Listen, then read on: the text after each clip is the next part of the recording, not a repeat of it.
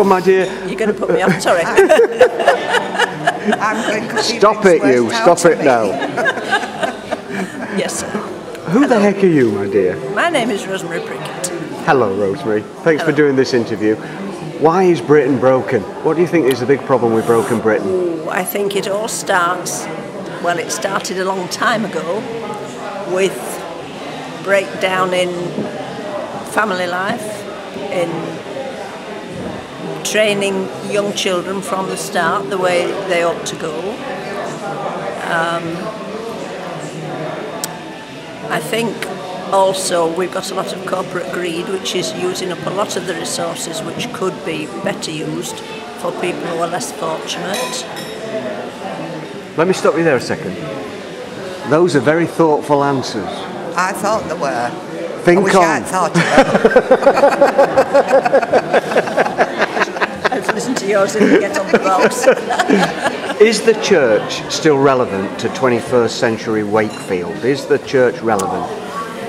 Yes, I think it is. A lot of people come into the cathedral here because it's central and because it's a place of quiet and a place where they can talk if they want to somebody willing to listen and maybe I love give them cathedrals. sympathy. I do, I love them. But Yeah. I'm not talking about the cathedral as such, but as the Christian church in general. Are Yes. is the church in general relevant? Do you think people are listening to us?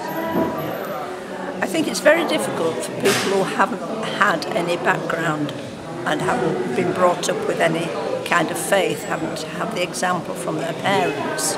And I don't really know how we can reach people like that. So we're not communicating very well then? You don't think we're communicating the good news of Jesus well?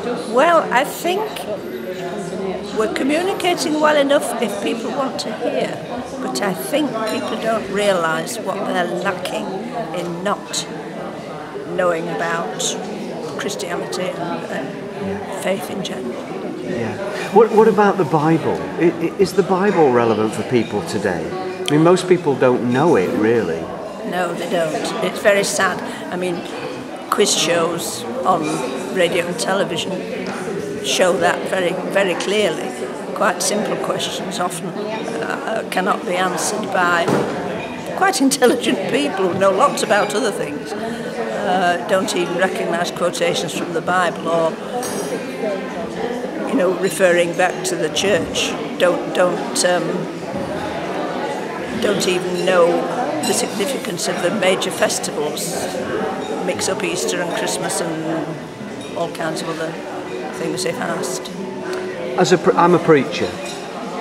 How would you advise me to communicate the Bible better? Is there a better way of doing it than preaching? Is preaching dead?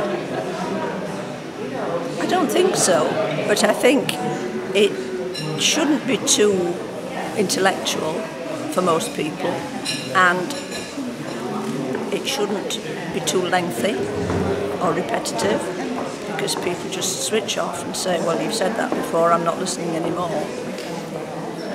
Otherwise, if people are there to hear, if people are where the preaching is happening, I'm sure it can be very helpful or useful, but it's Tell me what you do, there. because you do more than take care of the coffee shop, don't you? I help in the coffee shop. Yeah. That's all I do, just help. But you're involved with the homeless here as well in Wakefield. Is there a homeless problem? Oh yes. Yes. I can't give you the figures, but the local authority thinks there isn't really a problem, and the people who deal with homeless people or people in need know that there is a big problem. They massage the figures a bit, don't they? Well, yes, because Interpret they have certain criteria, and if they don't fall within that criteria, it doesn't count. So if you're sleeping on somebody else's sofa, I think that doesn't count, but it does. How are you helping the homeless? Well, I just spend one morning a week in the centre, which is operated by a wonderful organisation called Community Awareness Project, which I think doesn't really tell people very much, but they help people in need not necessarily homeless, but people who are in need. Sometimes on an emergency basis, and sometimes on a regular basis, depending on the status of the client. So we have clothing. If people need clothing, they can ask, and if they haven't already had whatever item it might be in recent times, we do what we can. So first of all, of course, we have to collect the clothing. So we need donations, particularly for men, particularly slim men and youngish men. Let me ask you a question. Is the church just turning into a social service provider? I don't know. I don't know that. But I must, if I may, tell you that this particular service was set up by one of the independent churches in Wakefield, and it's called. I can't remember what it's called. Well, it changed the name. You're going to edit this, of course. No. Listen, can I say thank you ever so much? Don't be ashamed. I can't remember. It's it's one of the very evangelical churches. Used to be called Gospel Hall, and Good News Church. All those names. And it's so silly that I can't remember the name. Wonderful. I think you are wonderful, and God bless you, sister. Thank you very much. Thank you.